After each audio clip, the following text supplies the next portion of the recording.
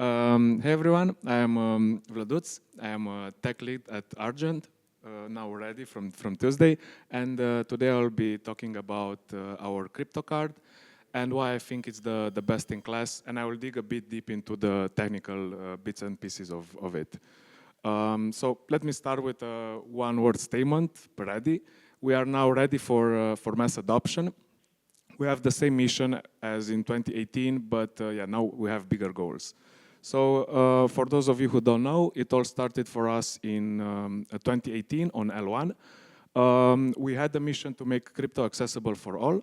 We initially found out that seed phrases, of course, are not the way to go, and we pioneered things like social recovery, gas abstractions, and we actually were the first smart wallet on L1 on Ethereum.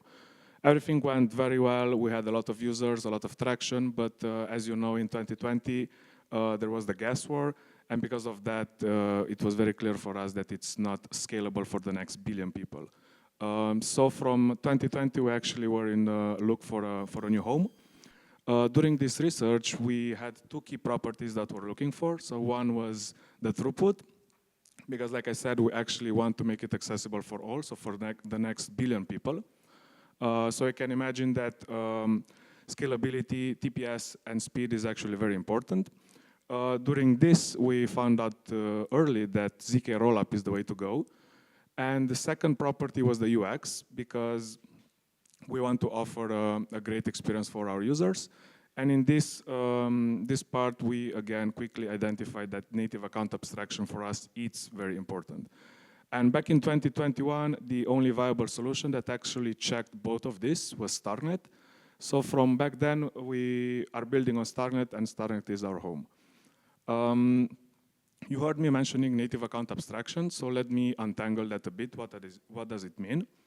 It's basically programmable accounts. So you can imagine that if you can program different methods of an account, you can achieve a better UX. For example, if you can program the authorize part, you can do things like signing with passkeys, Face ID, biometrics, whatever. You can have things like social recovery. If you can program the execute part, you can have things like multi-calls. And if you can program things like paying the miner or the fees, you can have things like sponsor transactions or paying in other ERC20 tokens. All of this is happening at the protocol level on Starnet. That's why it's called native. You can achieve some sort of behavior like this now on L1 with 4337, but it's happening at application level. Indeed, with Pector, I become a bit better with 7702, but I haven't seen much adoption from wallets or from dApps, so it's still very, very early. What else can we achieve with native account abstraction? Something that's very cool, it's session keys. Actually, we pioneered this in 2018 at Ready as well. We called it dApp keys, but it was way too early and people really didn't care and it didn't have any usage. For those, there is this video, it's an actual Web3 game. It was very popular like 1 year ago on crypto Twitter. Being an on-chain game, every action is actually a transaction. And as you can see, this is a terrible, terrible UX. Everything that the user does, he is prompted to sign a transaction, which of course it's not what you want during the gaming session. What is session key and why is it helping us solving this issue? So a session key is basically a key generated locally by the dApp. With that key, the dApp can sign on behalf of the user. You might ask yourself if this prompts any security issues. It does and it doesn't, because the user is prompted transparently to sign the session key with some under certain conditions and restrictions. So for example, the session key can be time boxed, so I can, I don't know, allow the game to sign on behalf of me only for 15 minutes, the time that I want to play. Maybe I want to allow the dApp only to sign certain smart account methods. And I can even restrict the token spending. So maybe I want to spend, I don't know, only 10 USDC while playing this game. Here you have an example of influence. Influence, I'm not sure if it's visible, but it's again an on-chain gaming on Starnet mainnet. It's a very complex game. You can give it a try, but I hope you can clearly see that the UX it's miles better because you don't see any wallet, you don't see any on-chain actual interaction, even though everything that you see here is an actual transaction on Starknet. Very quickly, how does this work from a technical point of view? Again, here we have different entities. We have the dApp and the wallet. The dApp is asking the wallet to approve the session key. Again, the user will transparently see what he's approving. Because of our powerful smart account model, we also have a notion of co-signer, which is basically a second signer, a guardian, more or less our backend here, let's say. In order for the session key to be signed, I need both of the keys here, both the yellow and the blue one. So if the user and our cosigner approves this, the cosigner also does things like fraud monitoring or making sure that the session key falls under the conditions and restrictions that we expect. If both of these are true and signed, we return to the dApp a signed token.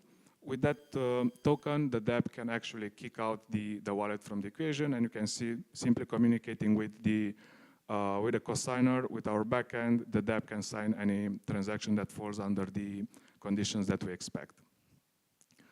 So yeah, like I mentioned at the beginning, we at Argent, we are pioneers of greater UX. So we asked ourselves, what else can we achieve with session keys beyond gaming? And I would like you to introduce you the Ready card. Crypto cards have been around for 3-4 years. And here in this table, you can see clear comparison between different type of cards. So you have on the left-hand side cards that are coming from centralized exchanges like Bybit, Binance, Crypto.com, and so on. These type of cards are custodial.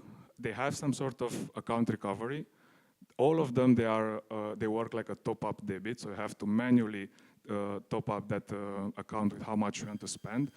And of course, you cannot join any DeFi protocols with that. In between, you have things that are somehow self-custodial. Some of them have account recovery. All of them, sadly, are still top-up debit account. And the DeFi part is non-existent or very, very restricted.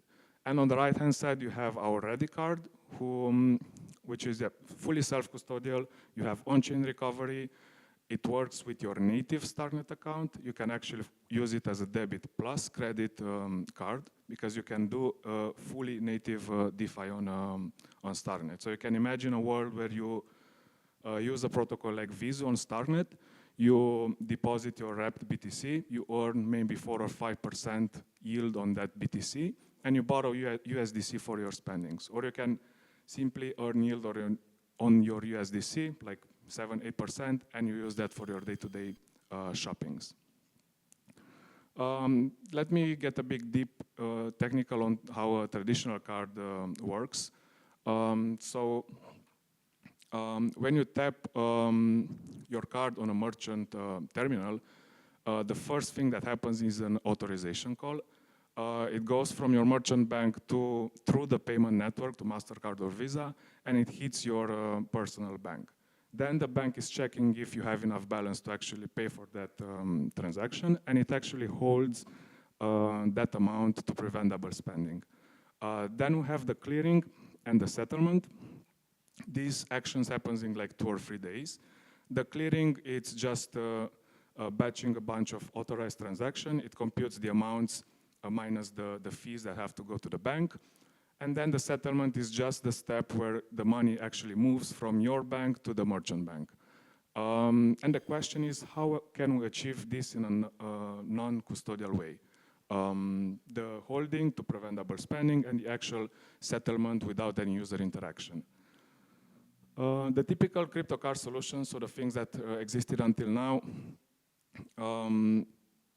like I said, all of them have a custodial top-up account because, and usually the crypto card provider either has an infinite approval on a top-up account or the top-up account is fully self-custodial. So they are solving the holding and the settlement with this approach, which of course it's not the way to go. It's not what we believe in, because we are here for full decentralization.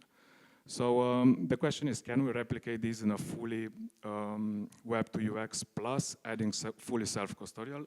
And I think we can, and I think we achieved this at Ready. We partner with Kulipa. Kulipa helps us with the debit card issuance. They are helping us with the on-chain settlement, and that together with our session key implementation help us achieve, I would say, the best-in-class card experience. So again, we have 3 steps. We have the authorization, the clearing, and the settlement. So we solve the authorization by using our cosigner. So the cosigner is the one that is checking the balance of an account, and the cosigner is the one that is holding that amount to prevent double spending. The cosigner is involved in any transaction that we signed. So before they are giving the thumbs up that everything is good, they are checking the balance and see if there is any amount that is being held. And if there is, yeah, it will reject the transaction if it makes sense. Then the clearing and the settlement happens with our session key. Kulipa has a session key that they are allowed to spend USDC on behalf of our account. So with this, we also solve the second and third step. Again, in a bit more detail, so we have no double spendings because we are leveraging our powerful model with the cosigner. We have transparent settlement with the session keys without any user involvement or interactions. And we have the user who is fully in control, being fully self-custodial. The user can at any point reject or remove the session key, so they can kick out Kulipa from the equation, and they can also even escape our cosigner, so they can move from something that becomes a fully standard account. To summarize, yeah, the key benefits of our approach. 1, you don't need to create an extra account, a top-up account. You can use your native StarNet account that you use for any kind of DeFi that you have. It's fully self-custodial. It's built on StarNet, which is the most scalable ZK rollup out there. And a side benefit is that you can have some sort of privacy. The settlement part happens once per day at the end of the day, and every transaction that you do is bundled with that. So you have some sort of privacy, because even if I know your account address or your start domain, I don't know exactly what amount you spend and at what point in time. We just launched the Lite model. So we started at the beginning of the year with our Metal. Metal is a premium card comes up with a subscription. You can have like 10% cash back in your first month, then 3% on the subsequent months. You have some on-chain and off-chain perks. And we also launched the Lite one, which is free. Comes with some shipping costs, but yeah, you have some perks. And yep, if you are interested in it, and if I got your attention, yeah, I can offer you a 30% discount on our Ready Metal. Just download the app, register with your email, and hit me up with your address and email. I can help you with that. Thank you.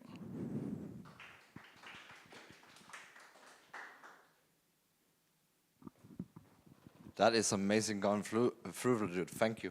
And Ready really has the top of the wallets, right? So we had a little question come in while you're talking here. Why did you abandon CK Sync wallets in the last wallet iteration? We did it because, so we indeed had for a couple of months ZK Sync. Again, back at that point in time, it was not fully, it didn't have fully native account abstraction support, and we really wanted to have that at a protocol level and to be sure that we can achieve the UX that we want in our products. That is quite fair. Now, the next one is actually also what everybody else is thinking. Is KYC required? Sadly, yes. So, how much limit does that gonna give you once you KYC? What is your daily limit on that card? It's a good question. I don't know exactly. I think we can. So we had users that hit the limit and they asked for a raise, and we can do that. So we had I would say, one of the best support teams in the crypto space. So don't hesitate to contact our support team. I think it's somewhere around 10K or something like that, but it can be raised if it's needed, sure. Oh, so you have the ability to raise the limit, but Yes. what is your max limit that you? I'm would not be sure able to- we You're hit not even that. sure you're going to reach it. Well, that's perfect. Let's go buy a yacht together, just for fun. So do we have any more questions down here? Well, Yeah, please. actually, that one is going to be very fun, I think, right here. When you mentioned the kind of privacy or semi-privacy element, how exactly does it work? So, like, is not each individual transaction reflected on the blockchain, or just the one that you settle with the card provider or whoever? Exactly. So the settlement, all the transactions, let's say I do today 10 payments with my card. At the end of the day, you will only see one transaction on chain, the one that is the third step, the settlement. But it isn't, because you mentioned that like every transaction is an on-chain transaction effectively for the user, right? Or is Not it not? necessarily, no. Only the settlement, it's an on-chain transaction. Okay, so each time a user taps a card, it doesn't necessarily create an on-chain No, transaction? our cosigner will hold that amount, and at the end of the day, Kulipa will settle that transaction on chain. Okay, and cosigner is an internal function of your Yeah, our smart business model. account model, they have a second signer, we call it the guardian, and that's has the power to actually hold reject or approve a transaction. In Yes. which case, certain volume of like daily operational liquidity needs to be sitting in that account that enables instant transactions, right? Sorry? Like, because if the money, if the funds are taken from the user's wallet, are they? Not necessarily. They are being held until the Okay. end of the day. Right. So then you need to have this buffer somewhere else to enable those transactions, or how does it work? No. Maybe it's a They bit are too just being technical. held by our cosigner. At the end of the day, they are transferred on chain to Kulipa. Okay. So it's more or less like in traditional banking, because if you do a transaction with your card, with your traditional card, you might see that if you check your IBAN, your bank account, sometimes it doesn't reflect your spending that you did right now, because the settlement takes even some days. Okay, thank you. Yeah, I wanted to ask if you are going to support fiat deposits, as, for example, I use Gnosis Pay, and how it works. I also have an IBAN assigned to the wallet that does the spending, and I can now transfer like euro or USD or even pounds, British pounds, and that will be deposited in my safe account, and that can be spent. Yes, we are actually working on it, and it will come very soon. So we'll partner with Do, which will help us to have an IBAN on every account. Yeah. So Vladut, we just had one more come up here. Can you talk a bit about the threat model of session keys? For example, could there be a scenario in which there is a session key hijacked and the user would rather interrupt the session? Can the co-signer interrupt the session? Yes, that's what's actually very powerful about our model. So indeed, maybe, I don't know, I approve a method on a smart contract, and maybe the actual code of that method is changing in the meantime. Indeed, the cosigner can interrupt that session, because I'm not sure if I can go back, but even though the user is kicked out of the equation, the cosigner is still asked to sign every transaction. So it's still a communication there. So yeah, at any point in time, the cosigner can kick it out, and actually every transaction is being sent to it for some fraud monitoring. So yes. So we're just getting them to get up the sign. There we have it. Now we can go a little bit back to go to it. Yes. I'm not sure where it is. Here. So indeed, now we signed. The dApp has a signed token. You don't see any wallet anymore, but the dApp it still has to communicate with our cosigner. And that's the point where it can interfere and actually mark a dApp, a smart contract, or even an account as fraud, and yeah, it will not happen. It will not go through anymore. I love it. Yes, please.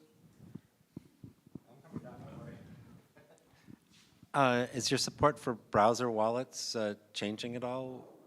Sorry? Is the support for browser wallets already changing If now? we support this in our browser wallet? You do now, right? Now it's more or less on the phone apps. But just in the browser wallet, is there going to be? Probably not, because we actually have now we try to differentiate the product. So the browser extension is now fully focused on supporting the developers, because we believe that the way to go is not in the browser. So actually, if we want to onboard people that are, like we call it today, normies, they will not use a browser wallet, right? They will use a phone. And we separated the products, and we call the mobile products now some sort of neobank. Actually, we want to be more or less Revolut on chain. And we keep the browser extension as something focused to developers.